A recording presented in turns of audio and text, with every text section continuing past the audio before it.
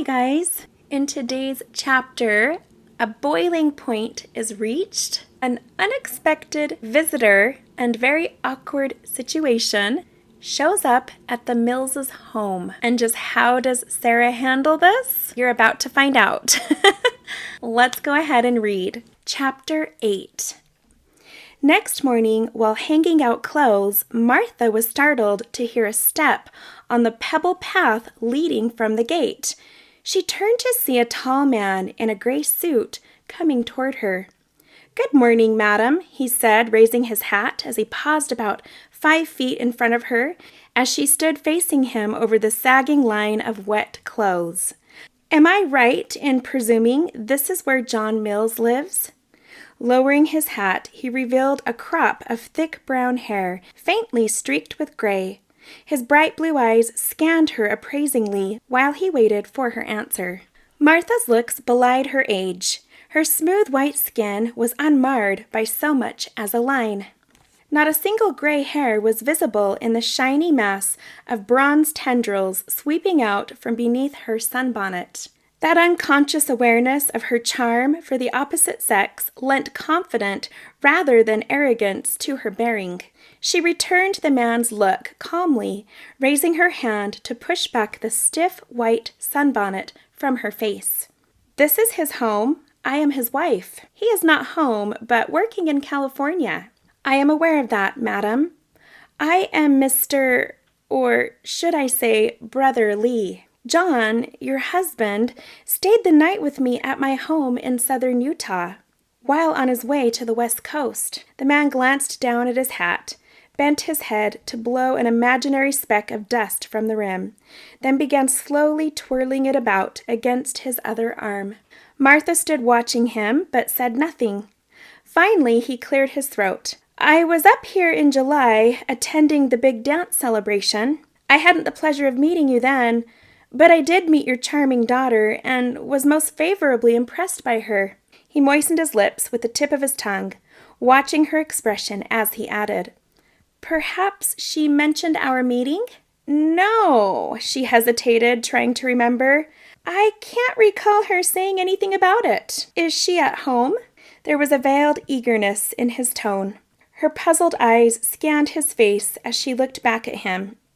"No, she's studying nursing and is gone for the day. Perhaps if you don't mind, I could call back then and pay my respects?" He tried to speak casually, but something in his voice startled her. "What did you say?" He caught the surprise in her voice. Changing his tactics, he smiled disarmingly. "I thought you and your daughter might like to hear about the night your husband spent with me," he said easily. "If you approve, I could come back this evening and visit with you both." He was gratified to see her look of astonishment fade and gave himself a mental pat on the back. Dang pretty woman, easy to see where the girl got her looks. Must have married extremely young to have a grown daughter. Good for women to be married young, the younger the better. A man could bring them up to suit himself. More children that way too. Sarah was just right, not yet 16. He'd been smart enough to find out her exact age while pretending to look up certain records at the record department. Now he must watch his step. Be careful not to bungle, for he meant to have this girl. He'd made up his mind to that. 1 in a million. He knew it first time he laid eyes on her. As these thoughts coursed his mind, Lee kept the bland smile on his face, waiting for Martha to speak. She was not a good judge of character, especially on short acquaintance. Always she had left most difficult decisions to John. He knew best, and his judgments were sound and acceptable to her. She was willing and anxious to believe the best of everyone, a virtue almost amounting to a fault. She took things at their face value. Now she felt just a little ashamed that she may have misjudged this man, who after all had befriended her husband. Surely she could be no less kind now that he had come to call. She smiled back pleasantly. "Perhaps this evening, Mr. Lee. Come about 7 and have supper with us." "How kind of you, ma'am. I shall be delighted." He bowed low and took his leave, secretly exulting. She watched him as he strode down the path. Walking with long, swinging steps, he turned east and headed for the city. Not until he was quite out of sight did she resume her work. She mused. I'm sure Sarah did not mention meeting this man. Strange. Sarah was more than annoyed when told of Lee's visit, even more so that he would return for supper. "Mother, I don't like that man," she exclaimed. "But why? He seemed very decent to me. Besides, we owe him our gratitude for offering his hospitality to your father. The least we can do is to have him to supper." She found herself actually defending the man. "He said he met you at the dance and was anxious to renew the acquaintance." "I did meet him at the dance and took a real dislike toward him." A sudden desperate longing swept over her, just for a show of understanding. "If only father were here," she thought. "I could talk to him. He'd understand and know what to do." Martha was busy with the preparation of supper. She was rushing about from kitchen to front room and back, Sarah following her with little success. If only she could make her understand how she hated this man. If she'd stop her infernal rushing around and open her arms, her heart, and her eyes to her daughter's need of her as a mother, a counselor, and adviser. But Martha, wielding a hard rolling pin with expert alertness over the smooth mass of dough, did not look up. Supper was first on her mind. "Sarah," she said, "you put me in mind of my mother. So impulsive, always jumping at conclusions about folks. How could you possibly know whether you dislike a man or not on such short acquaintance?" A dense fog of disappointment engulfed the frustrated girl. "I had my reasons," was all she said, walking into the bedroom and closing the door. She sank down on the bed, closing her eyes to hold back the tears. "Oh, Father," she breathed, "if only you were here. I need you so."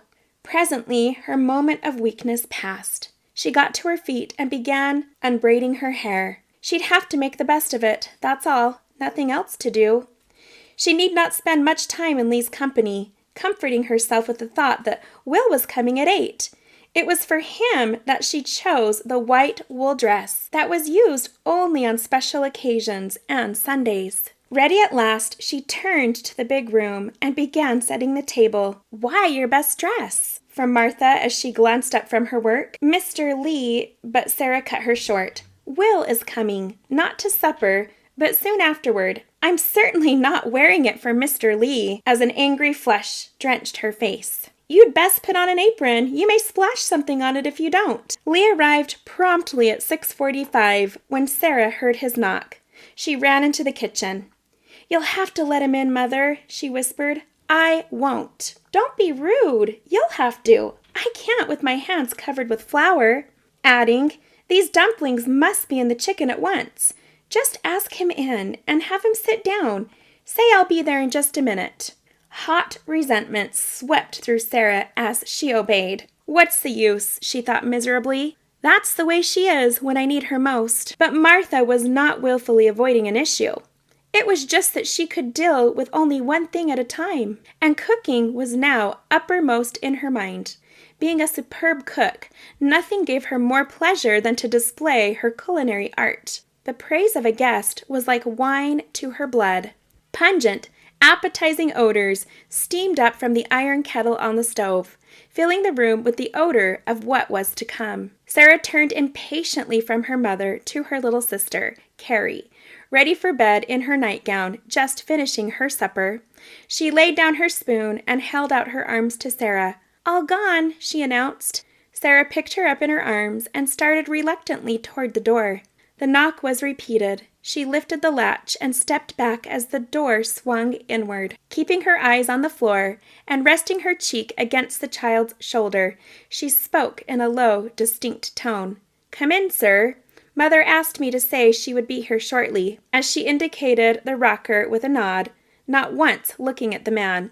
Lee, tall, self-assured, and dominating, stepped into the room.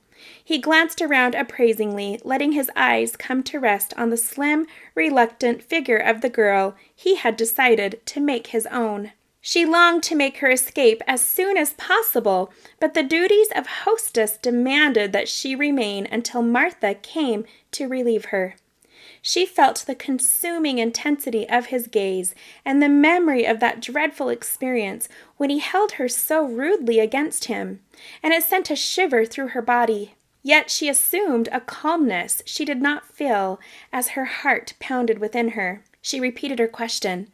"Won't you sit down?" He took a step toward her, ignoring her coolness. He had thought of her 1,000 times since that night. It seemed her image was constantly before him. She had become an obsession. He wanted her now. He must have her. He had 2 wives, yet they no longer satisfied that consuming flame within. Now that he had seen and held this girl, untamed, untouched. She slipped around behind him and closed the door. He waited for her to turn back, ignoring her invitation to be seated, and took another step toward her. "Good evening, Miss Mills," he said. "How lovely you look with the child in your arms, like a Madonna." She moved back against the door without answering him. "I brought you these flowers," holding out a bunch of wild sweet peas, so that his fingers touched her hand. Her eyes traveled slowly up the crease of his trouser leg, on past the pocket of his coat, coming at length to rest on the bouquet of flowers. She drew herself up and darted a swift, defiant look straight into his hard, blue eyes. "I'm sure Mother will be delighted," she said coldly. "She likes wildflowers." As she spoke, she moved slowly toward the bedroom door, walking backward at first. "You must excuse me. I must put Carrie to bed." And she was gone, leaving him standing awkwardly alone, closing the door behind her. She waited until she heard her mother's voice, talking to him before re-entering the room. All during supper she felt the man's eyes upon her. It was almost as if they had touched her physically. Again and again he drew her glance, in spite of her determination to ignore him. Yet each time she recoiled anew under his intense, calculating gaze, reminding her of a hungry animal waiting to devour its prey. "I wonder what he really came here for," she thought. "And what does he want? I hate the way he stares at me. I can't stand those hungry-looking eyes of his. Why doesn't Mother see the way he glares at me? Oh, how I wish Father were here. I won't look at him again." And a cold shudder ran through her frame. He was speaking again. "Cozy little place you have here, Sister Mills." His voice was deep, rather musical. He made several previous remarks, but Sarah continued to ignore him, leaving her mother to carry on the conversation. He had praised the food, the cook, now the above, putting Martha in a most pleasant, unsuspecting mood. From the corner of her eye, Sarah caught the movement of his huge, powerful hand as he drove his fork into the dumpling on his plate, divided it into 2, and carried a portion to his mouth. She kept her eyes lowered, pretending to be engaged in her own food. Yet when the hand came down again, within her range of vision, she shuddered in spite of her effort to control herself. Never in her whole life had she seen such massive hands. The long, blunt fingers were capped with flat, moonless nails, pared to the very quick, as though growth had stopped there. The balls of the fingers protruded like the naked head of a newborn baby. Between each finger joint, and on up over the back of each hand and wrist, and disappearing under the coat sleeve, was a thick forest of reddish blonde hair. Father had often said, you could read a man's character by the study of his hands, as much as by his features. They looked to me like the paws of a beast, she thought. Martha was speaking. "Yes, we're very comfortable here. Yet I imagine it's a bit crowded when Brother Mills is at home." Something in his voice cut through Sarah like a knife. She glared up at him for a brief instant, then turned toward her mother. But Martha was unperturbed. "Not at all. When John is home, Sarah sleeps on the cot. We manage very nicely. It's more room than we've had since we left Nauvoo. It seems like a palace after living in a wagon for nearly 4 months." It was the longest, most uncomfortable meal that Sarah had ever known. She watched the face of the old-fashioned clock on the opposite wall. 8 o'clock seemed so far away. 7:30, another half hour before Will would arrive. It seemed an eternity to wait. Martha, being the last to sit down, was just finishing her dessert. Nice, she thought, to have a man at the table. How she missed John. If only he could be with them all the time, she'd ask nothing more. Oh, how she needed him more than ever now, since Sarah was acting so strangely. I'll write to him this very night and ask him to let us come there and be with him, or for him to come home to us. He must find work here somehow." Sarah folded her napkin and pulled it through the silver ring next to her plate.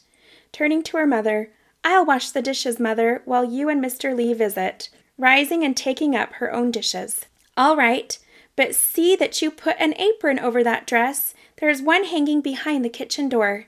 Lee hurriedly swallowed the last bit of wild currant tart and rose so fast that little flaky crumbs chased each other down his vest and onto the floor.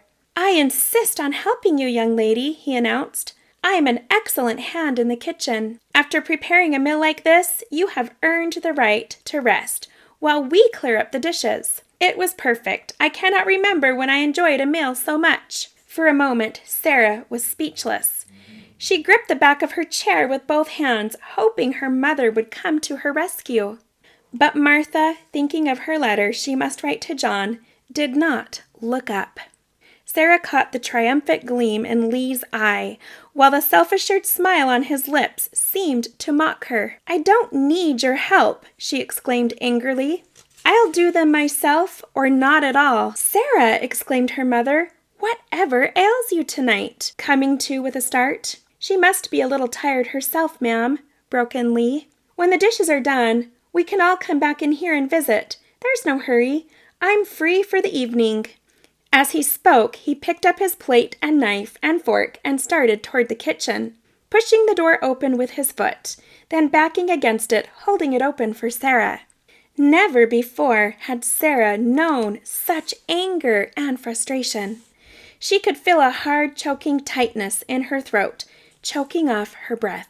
Scalding tears pressed against her eyelids, though she seldom cried. When great sorrow overtook her, there were no tears to relieve her suffering, but acute anger affecting her in this way. It was all she could do to hold back the tears. She glanced toward the clock a little wildly, but it was past her range of vision. "Hurry, dear! Mr. Lee is waiting," urged her mother. "Let him wait," she almost sobbed under her breath as she stumbled into the kitchen. Silently, she took down the dishpan from the nail behind the stove and poured hot water from the iron kettle into it, cooling it with water from the bucket on the bench. She placed a dish towel on the table and began washing the dishes, head bent over her work, lips pressed together in a hard, tight line. When Lee returned with the last of the soiled dishes, there were clean ones waiting to be dried. He took the towel, polished the first glass, then the second one. There was not a sound except the swish of the water and click of the dishes. Sarah worked on, ignoring him completely. "Why are you so cool to me, Sarah? You don't mind if I call you Sarah, do you?" He leaned toward her as he spoke, and his voice was almost a whisper. Her face became scarlet, but she made no answer nor sign that she had heard him. He took up another dish and tried again. "Can it be that you are still angry about the dance?" The twitching muscles in her face was his only reply. "Ah, I see. That must be it. It is, isn't it? My dear, won't you please forgive me and accept my most sincere apologies? I'm so sorry for what happened. It was unpardonable of me. If only you say I'm forgiven, I swear it will never happen again." "I'll see to that," she snapped. "Sarah," he continued, still in an undertone, seemingly undiscouraged, still sure of himself, exerting patience merely as a means to an end. "Please listen to me. I want you to know how unhappy I am, and ashamed too, for my rudeness, thus incurring your displeasure. Truly, I like you the better for it." "I'd rather not talk about it," through trembling lips, but the words were clear and distinct, and he felt the hostility behind them. But encouraged that she had spoken at all, his determination to have her increased. "I came all the way up here just to see you, Sarah," he went on. "I haven't been able to forget you for a moment since first I saw you and held you in my arms for that brief dance. I don't know what came over me to do what I did, but I beg your forgiveness and—" "Won't you please stop?" She turned on him furiously. But he bent toward her, smiling, ignoring her plea, willing her with his eyes to hear him out, to feel, if only for a moment, what he was feeling. "Can't you understand, girl? I'm in love with you. You bewitched me that night, and I want you. I want to marry you." There was an odd note of pleading in his voice as he came close to her. So, she thought, this is it. This is what it's like to be proposed to by a polygamist. She completely ignored him. But he was now directly behind her, and before she was aware of it, he cupped his hands beneath each elbow. His hot hands caressed each arm, sliding gradually upward. She wrenched herself free, but he pursued her as she backed against the table. He caught her to him. "Sarah, I want you. I must have you for my wife." But she freed herself, and in a hissing-like whisper grated out, "Second, third, or fourth. Sir, no thanks." She surprised herself by the dripping sarcasm. She stood her ground defiantly, no longer hesitant, but defiant. He had never seen such anger, yet it but increased his desire to have her, to tame her, to make her his own. It was perhaps her greatest charm, especially where men were concerned. That defiance overcame fear in her when truly aroused. It had been so with the Indian chief, and again with Charles, and now this man. Only the thought of the woman in the next room kept him from crushing her in his arms, then and there, forcing her to admit his superiority as a male, wringing from her a cry for mercy. As it was, he could do nothing. He stood baffled and helpless before her. He'd try a new approach. He picked up the dish towel and polished another dish. Sarah ignored him completely. "Try to be reasonable, Sarah. Of course I'm married, but that's our religion, isn't it? Surely you can have no objection to plural marriage." "For you, no. You can have as many wives as you wish. But now get this straight, Mr. Lee. I will never be one of them." "But why? Don't you realize I can give you a good home? If you marry me, you won't ever have to earn your living as so many women do. I have land, cattle, and sheep too." She ignored him, going on with her work. "I have a 2-story red sandstone house, the finest home south of Salt Lake City. You will have your pick of the rooms for your own. That's an offer few men can make these days to a plural wife. Believe me, you could do a great deal worse, my dear." "I'm not your dear, and I never will be." "Think of the spiritual aspect, too. It will add to your glory as well as mine to be united for time and eternity. Heaven forbid! There would never be any heaven for me if you were a part of it." Then she added, "I'd be doing time, yes, but eternity? You're crazy. It would be more like hell for me." "I realize you don't love me now, child, but you are so young.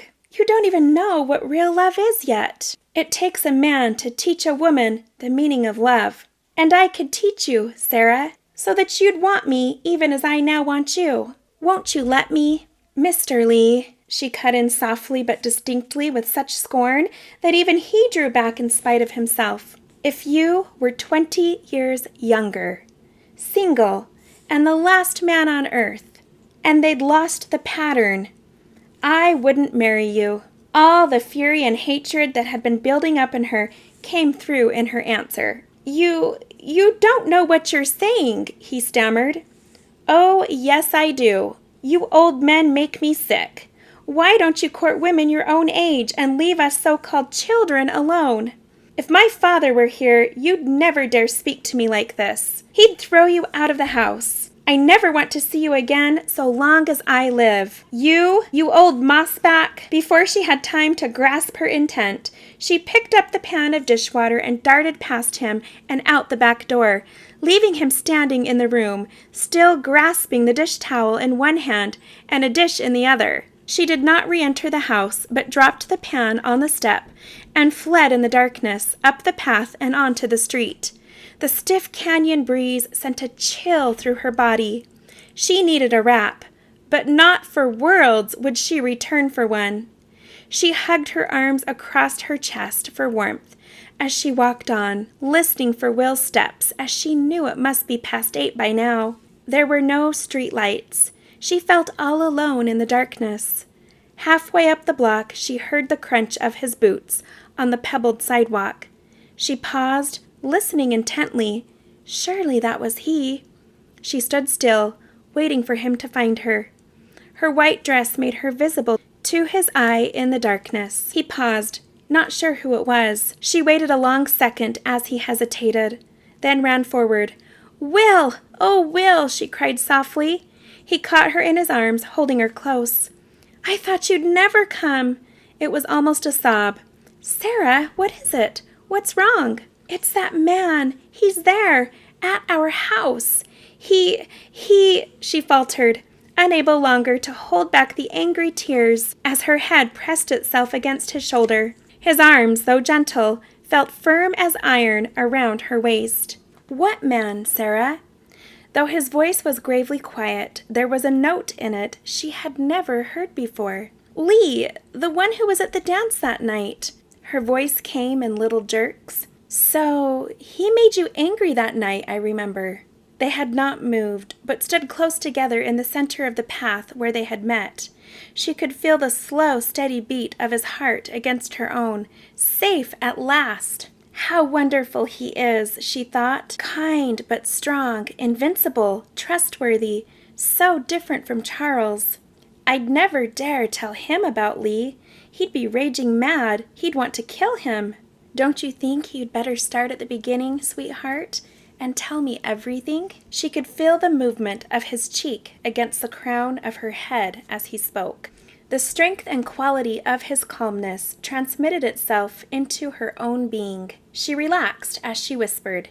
"You make everything seem all right somehow," she sighed. She shivered as the cool canyon breeze brushed by them. He removed his jacket and placed it around her shoulders. "Now, let's talk a while as we walk. You can tell me all about it." Martha sat in her baby rocker before the dying fire, waiting and thinking. Her knitting lay untouched in her lap. The lamp on the mantel was turned low, so that the room was in semi-darkness. She must write to John, but she was just too tired. What a day it had been! Why hadn't she guessed the real object of Lee's visit? He'd asked so pointedly about Sarah that first time, yet she suspected nothing. "I'm just a poor fool. Never suspect anything. Never suspect anybody," she chided herself. Sarah knew all along. Why hadn't she said something? "She's a strange girl. I don't understand her, even if she is my own daughter. Keeps everything locked up inside. One never knows what she's thinking. If only I had known, I could have prevented this whole thing from going so far. As it was, how was I to know? He seemed nice enough. He had a perfect excuse, John having stayed the night there. It's men like him that spoil it for those who would live in polygamy. It's repulsive, these old men running after teenage girls. I just don't see it. The idea of Sarah being swept into plural marriage, living in a home with 2 other families for the rest of her life, with 2 other women presiding as wives, left her shaken and terrified. "I will write to John, tired or not." Half aloud, rising from her rocker. "Right now. He's got to come home. I need him. Sarah needs him. I'll tell him we'll all do with less, just to have him here." She tiptoed to the desk and returned with writing material, turned up the lamp wick, and seated herself and began to write. So absorbed was she in her task that she did not hear the door open, and was unaware of their presence until Sarah spoke. "Mother, I'm glad you're still up. Will and I want to speak with you." "Sarah, you're back at last." Laying her pen aside and shifting her chair about to face them. As their eyes met, each was surprised at what she saw in the other's countenance. It was Sarah who broke the silence. "Lee's gone, I see." "Yes, he didn't stay long after you left. Oh, Sarah, why didn't you say something? Give me some warning." She hesitated, looking past Sarah toward Will, standing directly behind her. "Did you tell Will?" "Yes, I see he knows." "Yes, everything, and that's what we want to talk to you about." She slipped the leather jacket from her shoulders and walked toward the cot, motioning Will to sit beside her. Again Martha experienced that sense of helplessness as Sarah took things into her own hands. Sarah went straight to the subject. "We've talked it all over, Mother," but Will interrupted her gently. "Why don't you let me explain to her?" As Martha looked from one to the other, More and more she felt the tug of her daughter's iron will. Once she made up her mind. They sat quietly, each struggling with his own thoughts. It was Will who continued, "Mrs. Mills, we have no wish to go against your wishes. Rest assured of that. But in light of what just happened, we feel Sarah must have protection from any reoccurrence, and I'm sure you agree." "Oh, yes, I do. But what?" As she hesitated, Sarah broke in. "Mother, Will and I want to be married at once. Then he can take care of me, and none of us will be bothered by such men as Lee ever again." For a matter of seconds, nothing was audible in the room but the ticking of the clock. A few sparks from the dying wood fire exploded and died. Martha, stunned to silence, looked from one to the other. Will, sensing her dilemma, leaned forward toward her and spoke gently. "Mrs. Mills, this is not the way I intended making my proposal and asking for your Sarah's hand in marriage, only because I want to spare Sarah any further annoyance. Perhaps that isn't the right word. Insult may be better. But I want you to know that I love her with all my heart, and I give you my solemn word of honor. I will devote the rest of my life to caring for her and taking care of her. I want that right now. None can dispute it if she is my wife. If you will give your consent to an announcement of our engagement, we will ask no more at this time. It will put a stop to any repetition of tonight's unpleasantness." Both women were deeply impressed by his quiet dignity. Sarah's heart swelled with pride at the way he handled the situation. His deep, earnest voice thrilled her as she felt overwhelmed with the love in her own heart for this dear man who had so miraculously entered her life and changed it completely. Martha, too, was deeply impressed. Aside from the fact that he was not of their faith, she could think of nothing against him. She felt their anxious eyes upon her as they waited. Oh, if only John were here! But she must make them some sort of answer, alone. She prayed inwardly for guidance. "I don't feel that I can decide this at once. We must think. Mother, we are going to be married with or without your consent. I want this more than anything else in all the world. But we want your consent and your blessing, Mrs. Mills. Please say that we may announce our engagement, at least." And from Sarah, "Just leave Father to me. He's always said he wanted for me to be happy. Will is the only one I can ever be happy with. Our love is a perfect love. We're made for each other. We both feel this. Please, Mother." A long pause, which to Sarah seemed endless. Then Martha spoke. "If you'll both promise to wait till John's return, I'll agree. There seems to be nothing else I can do." In a sudden burst of joy, Sarah threw her arms around her mother as she sprang from her chair and knelt at her feet. "Oh, Mother, thanks, thanks. Father will give his consent too. I know he will." And the two were in each other's arms, closer in spirit as well as body than they had been for years. What a picture they made, he thought, bronze and gold mingling there together. And that's it for today's reading.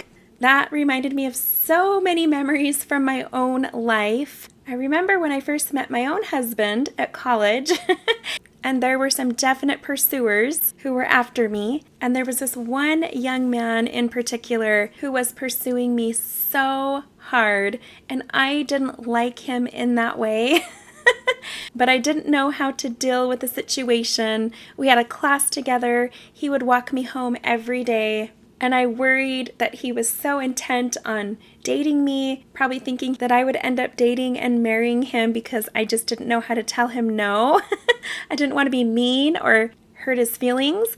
And I remember I had just met my husband at the time. We were just starting to get to know each other, and if you know the full story, I knew he was only at school for one semester and then he was going back to Germany, so I never thought that, this could be my potential husband. But when I told him about this other man who was pursuing me so hard, something inside of Manuel got a little bit irritated, a little bit angry, and he's like, "Let me take care of this." And I remember he walked me home from that class, And I got to a certain point, and suddenly this young man just jumps out of the bushes, like, surprise! And he just kind of walks right up to the side of me and takes my arm, sort of like, I'm going to walk her home. And my husband just looked at him. I can't even remember what he said, but it was very short to the point and made it very clear that he would never be walking me home again. And that I wasn't interested. And I remember thinking, wow, he has this way of expressing for me things that are hard for me to communicate and express. So I really admired that about him. And then over time, as other pursuers came my way at college and I wasn't interested, it was so nice to have Manuel come to the rescue and hang out with me that day or invite me to one of his soccer games so that I had an excuse. And of course, I liked him. Eventually, he got baptized, he proposed to me, and here we are today.